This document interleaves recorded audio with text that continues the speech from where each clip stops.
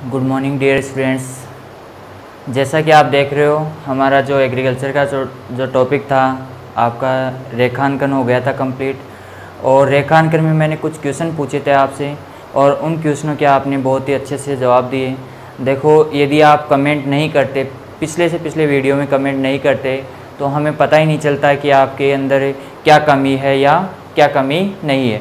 जैसे आपने उनके आंसर दिए, सिर्फ 1 पॉइंट कम कर दो, पंखी 2 पॉइंट कर दो कम, पंखी की 2 पॉइंट कम कर दो, पंखे हाँ कम कर दो, ठीक है। तो आपने जो आंसर दिए उनसे हमें पता चला कि आपकी कौन सी कमी सामने आ रही है।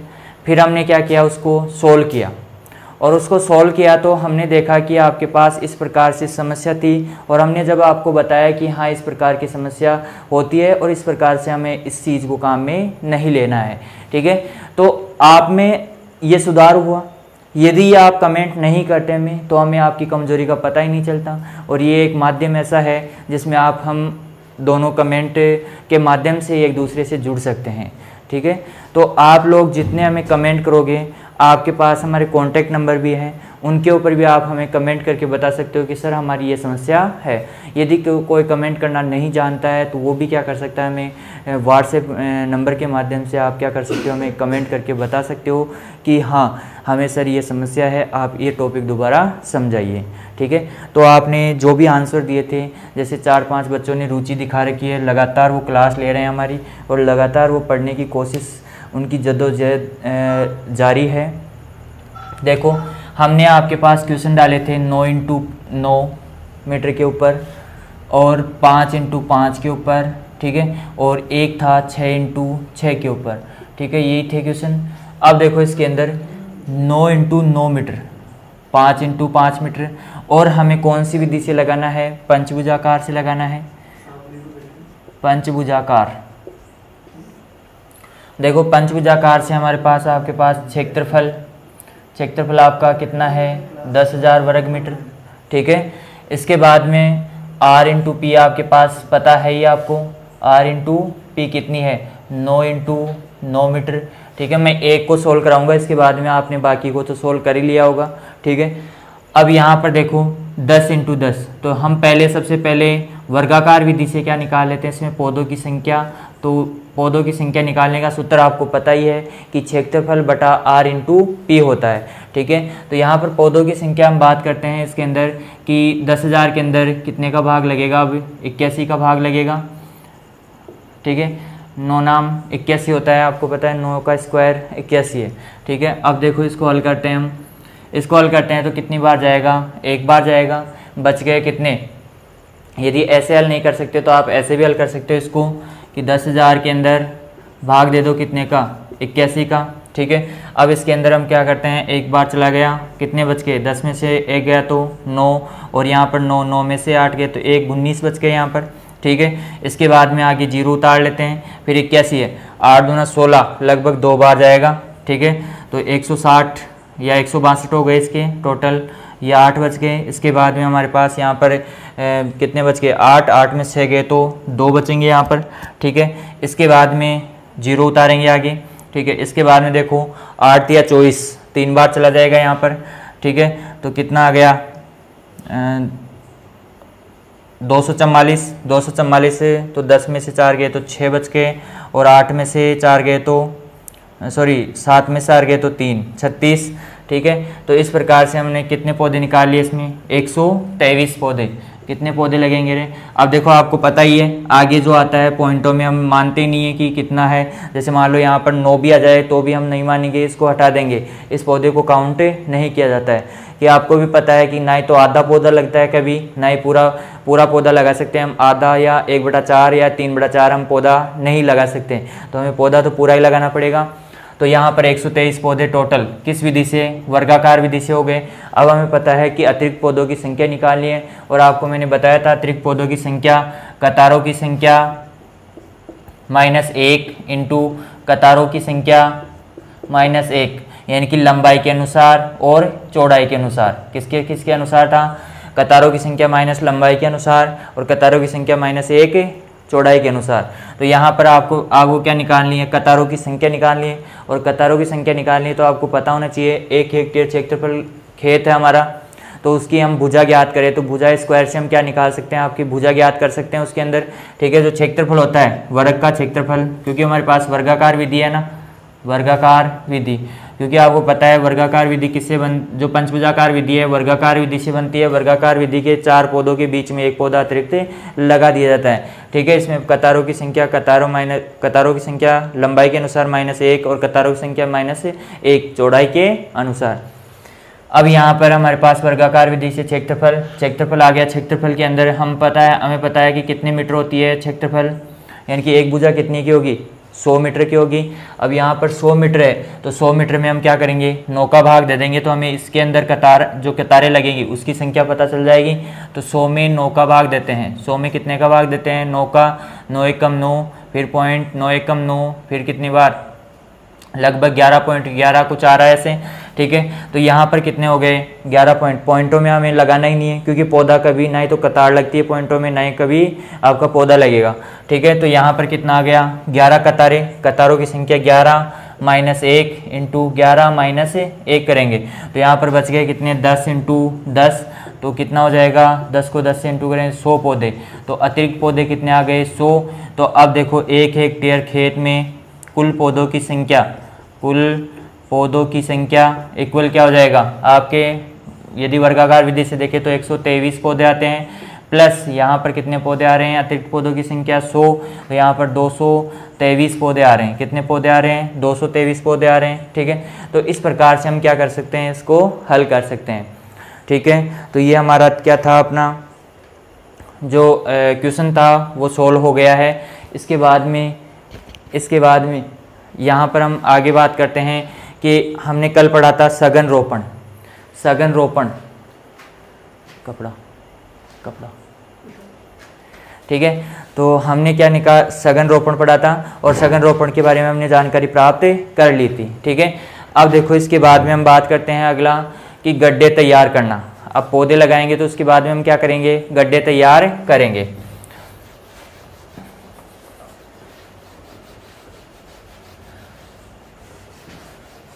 यदि अभी भी किसी स्टूडेंट के कोई प्रॉब्लम है तो वो हमें कमेंट करके बता सकता है, हम इसका सॉल्यूशन बता देंगे आपको।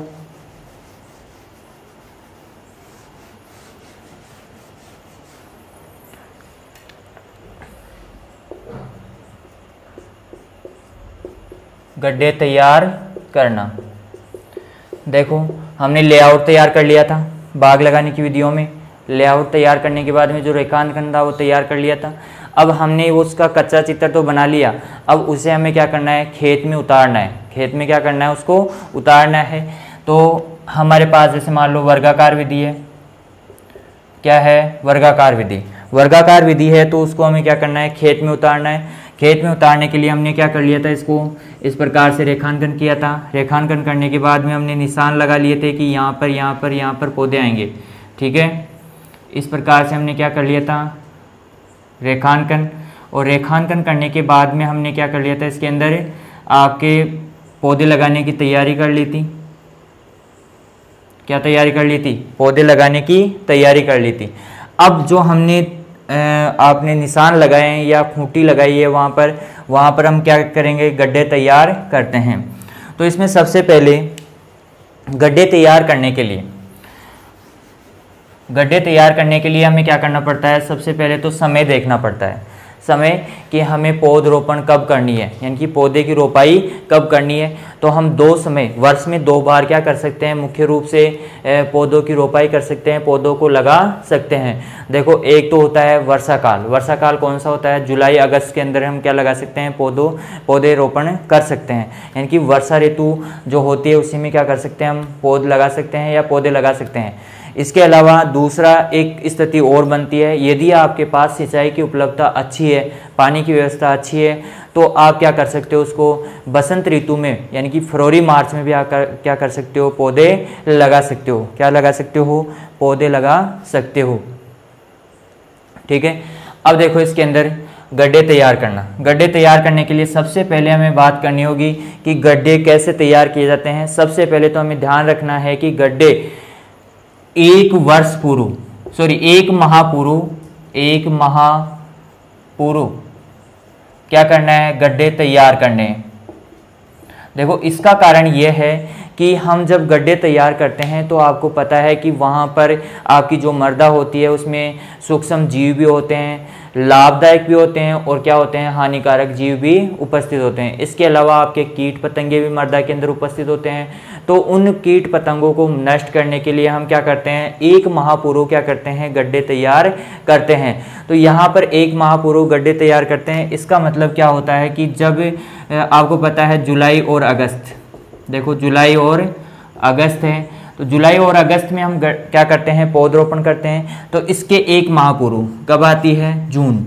अब जून को आपको पता है कि जून का जो माह होता है उसमें बहुत ज़्यादा धूप खिलती है और बहुत ज़्यादा धूप के साथ साथ गर्मी होती है और हवाएं भी क्या चलती है, तेज़ चलती है। तो इस वजह से क्या होता है, जब हम जून में गड्ढे तैयार करते हैं तो जून में गड्ढे तैयार करते हैं, धूप के कारण क्या होते हैं, जो हानिकारक कीट होते हैं या आपके जीवाणु होते हैं, कवक होते हैं, वो सब के सब क्या हो जाते हैं, नष्ट हो जाते हैं। इसलिए हमें गड्ढे तैयार करने का समय एक माह पूर्व रखना चाहिए। जैसे मान लो आप फरवरी मार्च में क्या कर रहे हो, पौधरोपण कर रहे हो, फरवरी मार्च में कब कर रहे हो, फरवरी मार्च में क्या कर रहे हो, पौधरोपण कर रहे हो। तो आपको क्या करना पड़ेगा, आपको जनवरी में क्या करने पड़ेंगे, गड्ढे तैयार करने पड़ेंगे। कब तैयार करने पड़ेंगे, जनवरी में। तो हमें एक माह पूर्व क्या करना है, गड्ढों को तैयार करना है। ठीक है, तो ये तो चीज़ थी हमारी गड्ढे तैयार करना। अब देखो गड्ढे तैयार करेंगे तो इससे हमें क्या पता चलेगा कि हमें आकार कितना रखना है, ये भी तो ध्यान रखना है हमें। तो आकार, यहाँ पर हम आगे बात करते हैं गड्ढों का आकार। किसकी बात करते हैं, गड्ढों का आकार। देखो यहाँ पर अलग अलग प्रकार के पौधे होते हैं। जैसे मान लो कुछ पौधे होते हैं जैसे पपीता, आपका फालसा है या आपका केला है। तो ये जो पौधे हैं ये क्या है, आकार में छोटे रहते हैं। इसी प्रकार नींबू, आपका अमरूद है और इसके अलावा आंवला है, ये पौधों का आकार मीडियम साइज का है, मध्यम आकार के पौधे हैं। और इसके अलावा आपके आम की बात करें तो आम जैसे है, कटहल है आपका, ये बहुत बड़े पौधे होते हैं। आम का पौधा आपने देखा होगा, बड़ा वृक्ष बनता है, एक बड़ा वृक्ष बनता है। तो यहाँ पर बड़ा वृक्ष बनता है तो उसके लिए आकार क्या रखना पड़ेगा, ज़्यादा रखना पड़ेगा। मध्यम के लिए मीडियम साइज का आकार रखना पड़ेगा और आपका जो छोटे पौधे हैं उनके लिए कम आकार रखना पड़ेगा। तो यहाँ पर हम बात करते हैं कि गड्ढों का आकार कितना रखना है, कि छोटे पौधों के लिए, किसके लिए, छोटे पौधों के लिए गड्ढों का आकार। ठीक है, छोटे पौधों के लिए गड्ढों का आकार कितना रखना है आपको, 50 इंटू 50 सेंटीमीटर। ये ध्यान रखना आप, सेंटीमीटर। हम गड्ढों का अंतराल रख रहे थे या पौधों का जो अंतराल रख रहे थे वो कितना था हमारा, मीटर में था। किस में था, मीटर में। जबकि यहाँ पर हमें किस में रखना है, सेंटीमीटर में रखना है। ये विशेष तौर पर ध्यान रखना है। यानी कि इसको क्या कह सकते हैं हम, 1 मीटर में कितने सेंटीमीटर होते हैं, 100 सेंटीमीटर। तो यानी कि आधा मीटर, क्या कह सकते हैं इसको, आधा मीटर कह सकते हैं। ठीक है, तो ये 50 सेंटीमीटर हो गया। अब यहाँ पर यदि हम बात करें तो कौन से पौधों के लिए, जैसे पपीता, फालसा और आपका केला। ठीक है, यदि आपको ध्यान रखना है, याद भी रखना है, तो इसमें से आप एक चीज़ और कम कर सकते हो। जैसे फालसे को हटा सकते हो क्योंकि हमारे सिलेबस में नहीं है। आप किस किस को याद रख सकते हो, पपीता और केले को याद रख सकते हो कि ये छोटे आकार के पौधे होते हैं। तो यहाँ पर पौधों का आकार कितना हो गया, 50 इंटू 50 सेंटीमीटर। अब आप लोग सोच रहे होंगे कि सर ने 50 इंटू 50 सेंटीमीटर क्यों बताया। ठीक है, तो जैसे आपको पता है कि ये मान लो ये क्या है, कोई गड्ढा है तो इसमें ये देखो इसकी गहराई हुई कि नहीं हुई है, मान लो लंबाई मान लो इसकी। ठीक है, इसके बाद में इसके अंदर इसकी चौड़ाई और इसकी लंबाई, चौड़ाई और लंबाई, यानी कि इसकी चारों तरफ से देखें तो ये जैसे कोई भी चीज़ होती है, जैसे कमरा होता है, लंबा भी होता है, चौड़ा भी होता है। इसके बाद में क्या होता है, गहरा भी होता है। ठीक है, तो इसका मतलब लंबाई हो गई, फिर चौड़ाई हो गई आपकी, और फिर इस प्रकार से आपकी चौड़ाई भी कह सकते हो या लंबाई भी कह सकते हो। ठीक है, तो इसमें क्या कहते हैं, 3 चीज़ें होती है, गहराई, कितनी रखनी है, 50 सेंटीमीटर रखनी है। इसके बाद में आपकी चौड़ाई है गड्ढे की, वो भी 50 सेंटीमीटर रखनी है, और आपकी लंबाई है वो भी कितनी रखनी है, 50 सेंटीमीटर रखनी है। इसका मतलब क्या हुआ कि आपको गोल गड्ढा तैयार करना है। कैसा गड्ढा, जैसे इसमें दिख रहा है ना ये गोल गोल, ऐसा गड्ढा तैयार करना है आपको, ठीक है। तो ये क्या हो गई, गड्ढे का आकार हो गया छोटे पौधों के लिए। अब देखो मध्यम श्रेणी के जो पौधे आते हैं, कौन से पौधे आते हैं, मध्यम श्रेणी के पौधों के लिए गड्ढों का आकार, देखो इसके लिए हम रखते हैं 75 इंटू 75 सेंटीमीटर, ठीक है। इसके लिए कितना रखते हैं, 75 इंटू 75 सेंटीमीटर रखा जाता है। कितना आकार रखा जाता है, 75 इंटू 75 सेंटीमीटर रखा जाता है, ठीक है। अब मध्यम किस्म के कौन से पौधे, मध्यम आकार के या मध्यम श्रेणी के कौन से पौधे आते हैं आपके, अमरूद होता है, नींबू होता है, आंवला होता है। ये सारे पौधे किस में आते हैं, आंवला होता है। ये सारे पौधे किस में आते हैं, आपके मध्यम श्रेणी के जो पौधे होते हैं उनके लिए हम क्या रखते हैं, 75 इंटू 75 सेंटीमीटर रखा जाता है। वही गहराई, लंबाई और चौड़ाई, तीनों चीज़ें हम क्या रखते हैं, 75 इंटू 75 सेंटीमीटर के लिए रखते हैं। इसके बाद में अगला होता है आपका, अगला जो है वो बड़े पौधों के लिए गड्ढों का आकार, ठीक है। इसके लिए रखा जाता है 1 इंटू 1 मीटर, यानी कि जो अधिकतम बड़े पौधे होंगे उनके लिए गड्ढों का आकार कितना रखना है आपको, 1 इंटू 1 मीटर रखा जाता है। तो इस प्रकार से हम क्या करते हैं, पौधों का आकार रखते हैं। पौधों का आकार में सबसे पहले छोटे पौधों के लिए गड्ढों का आकार तो फिर 50 इंटू 50 सेंटीमीटर रखा जाता है। फिर मध्यम श्रेणी के पौधों के लिए हमें आकार रखना है 75 इंटू 75 सेंटीमीटर रखना है। इसके बाद में बड़े पौधों के लिए 1 इंटू 1 मीटर का रखा जाता है, ठीक है। तो इस प्रकार से हम क्या करते हैं, पौधों का आकार रखते हैं। क्या करते हैं, पौधों का आकार रखते हैं, गड्ढों का आकार रखा जाता है। अब देखो आगे बात करते हैं इसके गड्ढों की भराई।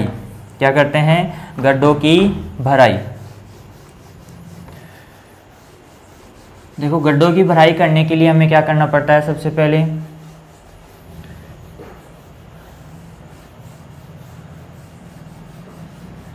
इसके बीच में मैं थोड़ा सा आपका 1 मिनट का समय लेना चाहूँगा। इसमें क्या होता है कि यदि आप इस प्रकार की लगातार क्लास चाहते हो, इस प्रकार आप लगातार अपनी पढ़ाई जारी रखना चाहते हो, तो आपको हमारे जो वीडियो हैं, हम अपने फ़ायदे के लिए कुछ नहीं कर रहे हैं, ये सब आपके लिए हैं। हम जितनी भी मेहनत कर रहे हैं, रात भर हम वीडियो बनाते हैं, सुबह आपको वीडियो उपलब्ध करवाते हैं, ठीक है। क्योंकि दिन में तो हमें टाइम रहता नहीं है कि रात में हम क्या करते हैं, इसका वीडियो बनाते हैं और वीडियो बनाते हैं, आपके लिए मेहनत कर रहे हैं। तो आप इसमें यदि इसको देखकर कुछ लाभ ले पाते हो तो हमारे लिए तो वही क्या हो जाएगी, आपका पेमेंट हो जाएगा, ठीक है। तो आप यदि इस क्लास को लगातार देखते हो और लगातार देखते हो तो आपको कुछ ना कुछ लाभ होता है। और यदि आप लोग क्या करना चाहते हो, टेस्ट देना चाहते हो, तो टेस्ट देने के लिए आप हमारे ग्रुप से जुड़िए। और ग्रुप से जुड़ने के लिए आपको क्या करना पड़ेगा, या तो कमेंट करके बताइए कि हमारे ये नंबर है और आप सर हमें ग्रुप में जोड़िए, कमेंट करके बता सकते हो। या फिर हमारे कॉन्टैक्ट नंबर है तो उनके ऊपर भी आप संपर्क कर सकते हो। ये हमारे कॉन्टैक्ट नंबर है, ठीक है। और हमारा जो चैनल है वो है आपका B positive classes,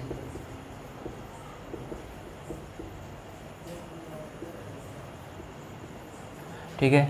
B positive classes के नाम से क्या चल रहा है, हमारा चैनल चल रहा है, जिसको आप सब्सक्राइब कर सकते हो, जिससे आपको जो वीडियो है आपको तुरंत मिल जाएंगे, नए वीडियो जो भी आएंगे। और यदि आपको लगातार क्लास लेनी है तो आपको इसी चैनल के ऊपर आपको लगातार क्लास मिलेगी। जैसे कुछ लोग होते हैं वो क्या करते हैं, हमारे वीडियो को डाउनलोड कर लेते हैं और डाउनलोड करके अपने चैनल पर अपलोड करते हैं। तो इस चीज़ से आपको वहाँ पे कोई सॉल्यूशन नहीं मिलेगा। जब आप हमारे वीडियो के ऊपर कमेंट करोगे या चैनल के ऊपर कमेंट करोगे तभी आपको आंसर मिल पाएंगे, ठीक है। तो अब आगे चलते हैं। अगला जो हमारा टॉपिक है, हमने गड्ढे तैयार कर लिए, गड्ढों का आकार देख लिया। अब हम क्या करते हैं, गड्ढों की वापस भराई करते हैं। ऐसा तो है नहीं कि गड्ढे के अंदर पौधा लगाएंगे। यदि गड्ढे के अंदर पौधा लगा दोगे, इस बात का विशेष ध्यान रखना है आपको कि यदि गड्ढे के अंदर पौधा लगा देते हो तो वहाँ पर आपको पौधा कम सफलता के साथ लगेगा। कम सफलता के साथ क्यों लगेगा, ये भी कारण है कि यदि भूमि से नीचे यदि इसका सतह रह जाती है या नीचे रह जाता है पौधा, तो वहाँ पर पानी भरने की आशंका रहती है और नीचे की सतह में पानी भरेगा आसानी से, और पानी भरता है तो वहाँ पर रोग उत्पन्न होंगे, कीट उत्पन्न होंगे और वो क्या करेंगे, पौधे को नुकसान पहुँचाएंगे। तो इस प्रकार से रोगों और कीटों से बचाने के लिए हमें क्या करना पड़ेगा, गड्ढे को वापस से भरना पड़ेगा। अब हमने मान लो इतना गड्ढा खोद लिया है, अब इस गड्ढे को वापस भी भरना है, तो गड्ढे की भराई अगला टॉपिक है, गड्ढे की भराई। देखो गड्ढे की भराई कैसे करते हैं। सबसे पहले हम जैसे गड्ढा है, ये मान लो हमने गड्ढा तैयार किया है, इस गड्ढे की भराई कैसे करेंगे, ऊपर की 1/2 भाग और 1/2 भाग।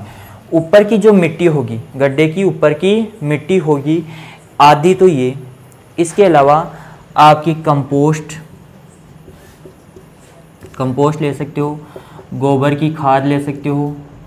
गोबर की खाद वो भी कैसी होनी चाहिए, सड़ी गली तैयार होनी चाहिए, सड़ी गली होनी चाहिए। कैसी होनी चाहिए, सड़ी गली होनी चाहिए खाद, पूर्ण पकी हुई खाद होनी चाहिए। कैसी होनी चाहिए, पूर्ण पकी हुई खाद होनी चाहिए। और कंपोस्ट ले सकते हो या गोबर की खाद ले सकते हो, ठीक है। इसके अलावा आप वर्मी कंपोस्ट ले सकते हो, ठीक है, वर्मी कंपोस्ट ले सकते हो। तो 1/2 भाग तो कौन सा, गड्ढे की ऊपरी मिट्टी, गड्ढे की ऊपरी मिट्टी लेनी है आपको काम में। और 1/2 भाग, जैसे मान लो 1/2 भाग तो ऊपरी मिट्टी गड्ढे की, 1/2 भाग गड्ढे की ऊपरी मिट्टी। क्यों, क्योंकि ऊपरी मिट्टी में क्या होते हैं, पोषक तत्व तो आपके पाए जाते हैं, इसलिए हम ऊपरी मृदा का प्रयोग करते हैं। नीचे वाले मृदा में किसी प्रकार के कोई पोषक तत्व नहीं उपस्थित होते हैं।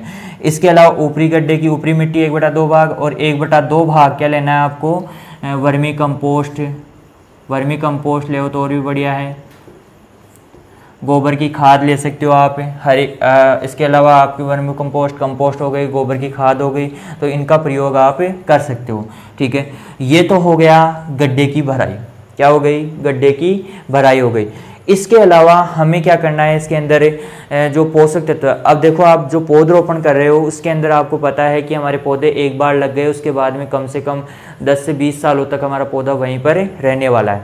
तो हमें पोषक तत्वों का इंतजाम भी करना पड़ेगा वहाँ पर, ठीक है। तो यहाँ पर आप क्या कर सकते हो, 50 से 100 ग्राम यानी कि गड्ढे के आकार के अनुसार फास्फोरस डाल सकते हो। क्या डाल सकते हो, फास्फोरस डाल सकते हो, ठीक है। इसके अलावा यदि आपको क्या करना है, भूमिगत कीटों से पौधे को बचाना है, भूमिगत कीटों से क्या करना है,